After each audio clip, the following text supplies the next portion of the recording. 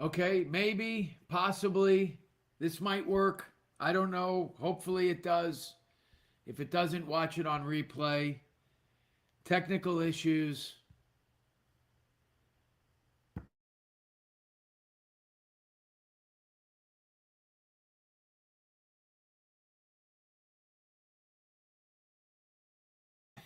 And then and Jenna gets it going, and then I guess Butt dials me while I'm online. Anyway, hopefully you guys see this and join. If not, you're gonna have to watch it on replay. Wanted to really catch up after being off yesterday. Is what it is, I guess. Um, yeah, it keeps saying that we're having trouble streaming to Facebook. Uh, don't know why that is. Um, anyway, says trouble streaming to Facebook. Mark Zuckerberg is trying to suppress my content, I guess. Anyway, overnight, a little bit of a reversal of yesterday's sell off. I guess yesterday's sell off is some fatigue over this. Is that QE? Is that not QE? Do we have bond vigilantes? We could talk about all of that. Let's talk about yesterday's data, mostly because there isn't any data for today and really no data from the overnight. Philly Fed, big miss. As I talked about, to me, Philly Fed was more important than New York Fed. Um, Jobless claims, while missed, was over 200,000. And when you think about this, I think it was not 1 or 2 short weeks ago. We were potentially looking at 4 straight weeks of sub 200,000. Now we're looking at 2, 3 straight weeks of over 200,000. Last week was revised up. Some of this being driven by upward revisions after a beat. So long story short, I think some of the pressure from claims in some of the employment numbers might be abating. Continuing claims just short of the 1.8, but barely so, and that was a miss. So all of that bond friendly. Philly Fed Business Index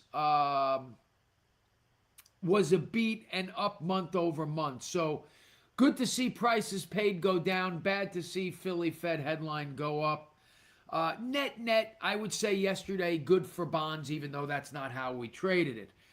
Some of that being consternation in the Gulf, the Strait. Some of that just being this fatigue, I guess, over the 24-hour argument or 12-hour argument over was what the Fed or really the Treasury did with Treasuries.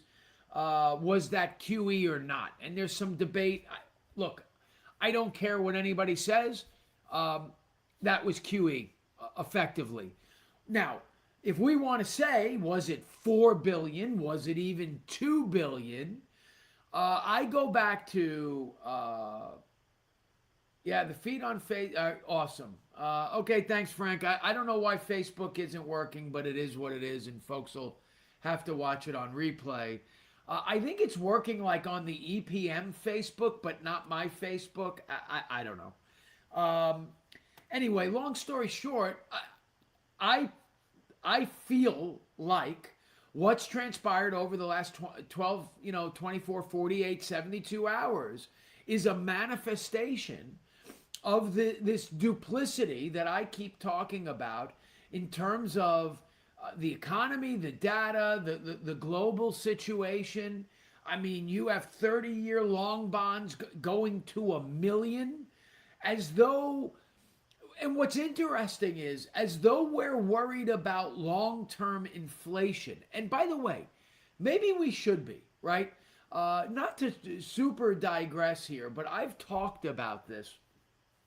There are some that would have you believe, and the word has been, kind of used, the Great Reset, and I think that means different things to different people. But when you hear about these shortages of raw materials, of energy, when you hear about food shortages, and we just talked about a new one potentially popping up because of fertilizer, things like that. Those things are not conducive to lower prices, generally speaking. I hearken back to my youth, right?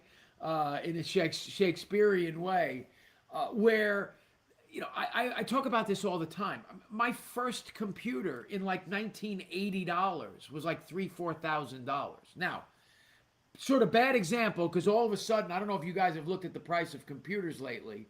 I mean, like the price of a reasonably equipped sort of CAD slash gaming slash, like just non-work desktop computer, $8,000, which is, you know, that ruins my narrative a little bit about what I'm talking about. But absent of the last 3, 4, 5 months or however long it's been that these computer prices have gone up, if I talk about my first computer or my first laser printer was $2,000.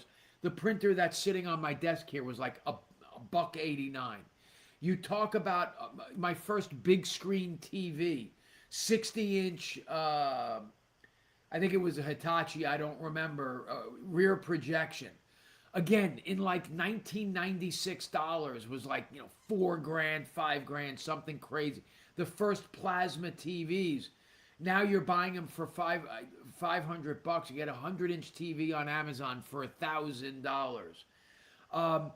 So a big reason for that is the TV that we had sitting in our living room growing up that was like a 5-foot TV with a 25-inch screen. That piece of furniture was $2,000 in 1978. So you had one of them, right? Now, the average household seemingly has 10 televisions that you buy for $100 each, for $200 each.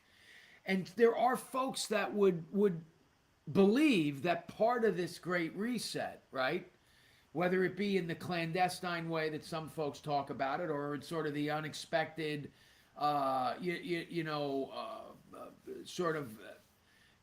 just unexpected consequence fallout of COVID, is that we are just going to kind of reset how we consume. Things are going to be more custom. You're going to eat steak once a month, once a week, like you used to. You're going to go out to dinner on special occasions, not on a Tuesday night. That's what this increase in these increases in price, right, which may or may not be inflation, could do to the economy. And so consequently, all of this is seemingly getting stirred into a pot right now. COVID was maybe the one inflection point, maybe, marked maturity and Signature Bank was another, and perhaps this Iran conflict is yet another, to get us to the point where, how the heck are we hitting all-time 20, 30-year highs in long bonds, but almost by the day when you look at this economic data, and certainly over the last 30 days, we're pricing in a lesser likelihood of a Fed increase. And are these the bond vigilantes running up long bonds? Is the market saying to the Fed, you need to hike? The same way the market over the last 30, 40, 50 years has kind of gotten out ahead of the Fed in the opposite direction. Hey, you have to cut. Very interesting. What I could say to you is, purely from a data perspective, and there have been a couple of blips here and there, the data is suggesting that the Fed needs to be more accommodative over the next 60 days. Now, does that mean that I'm calling for them to be accommodative? I'm not saying that.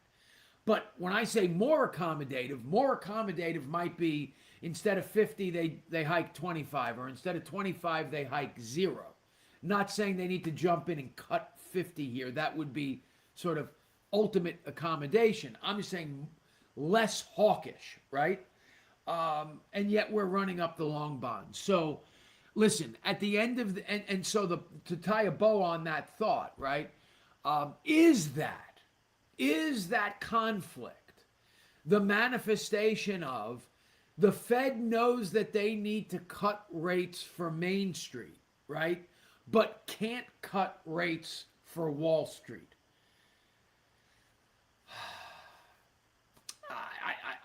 I don't know how that repo actually does that other than misdirection.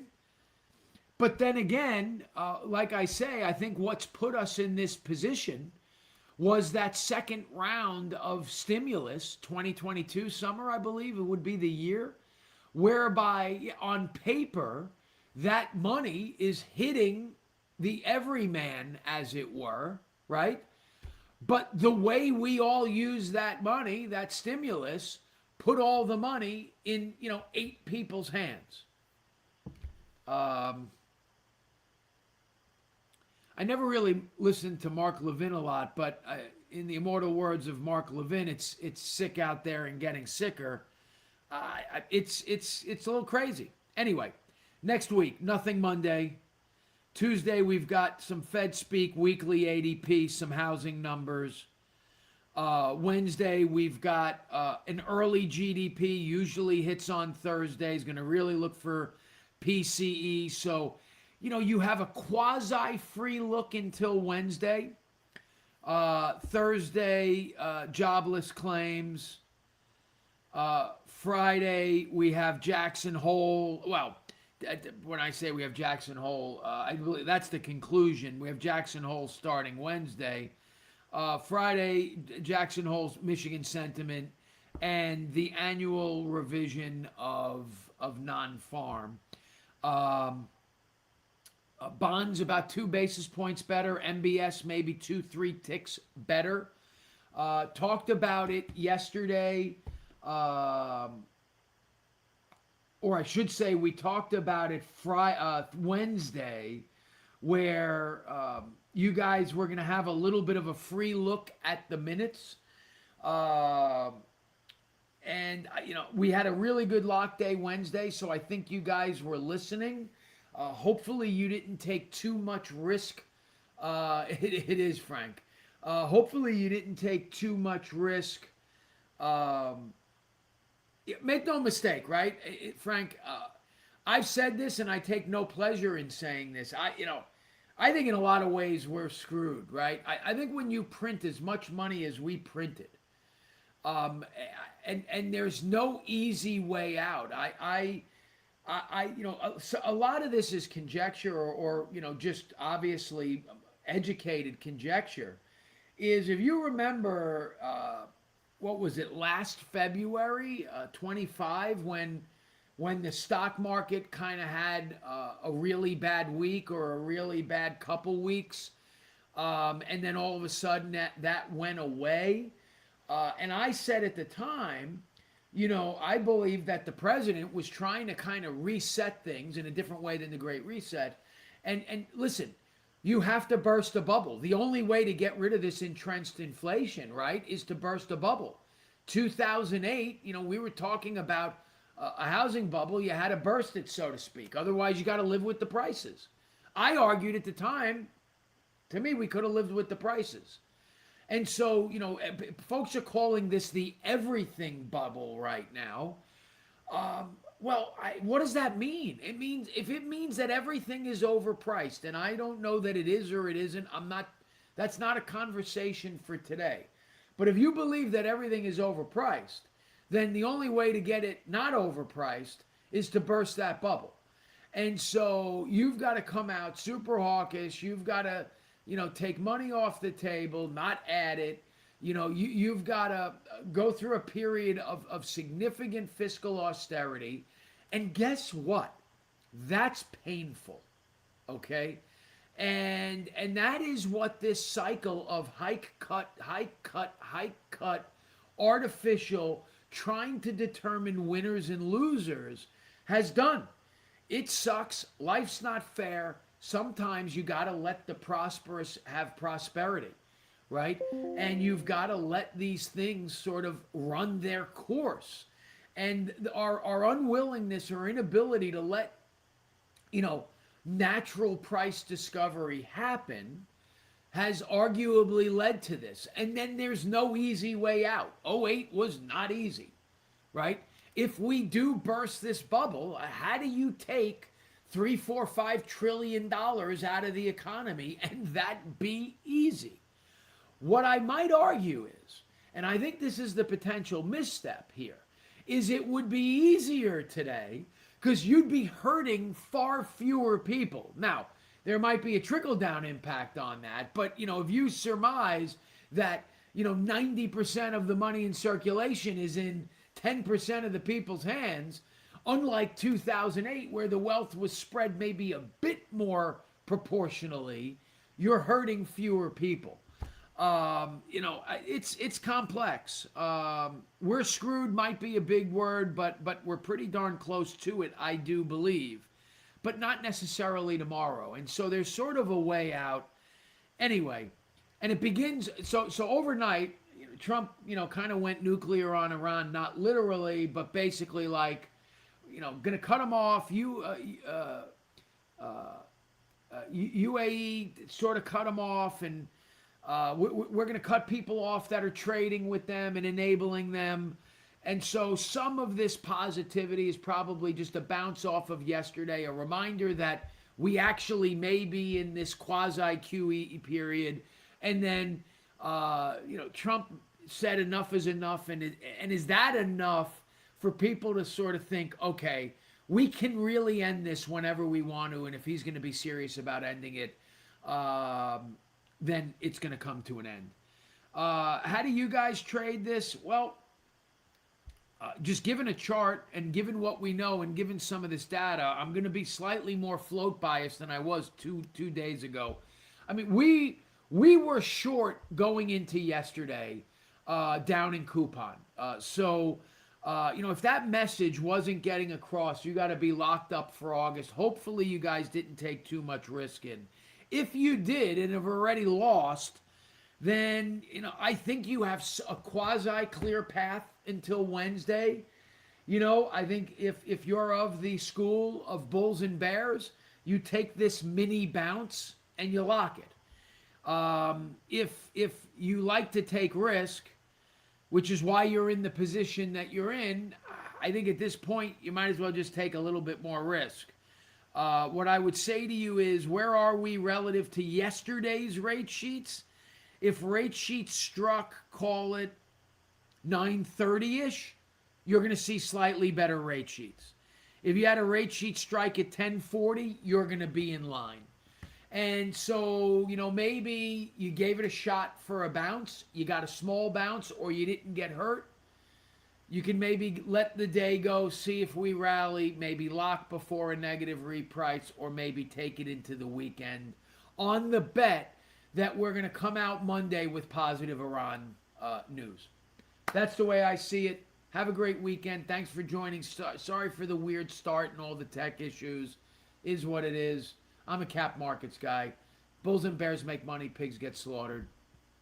Have a great weekend.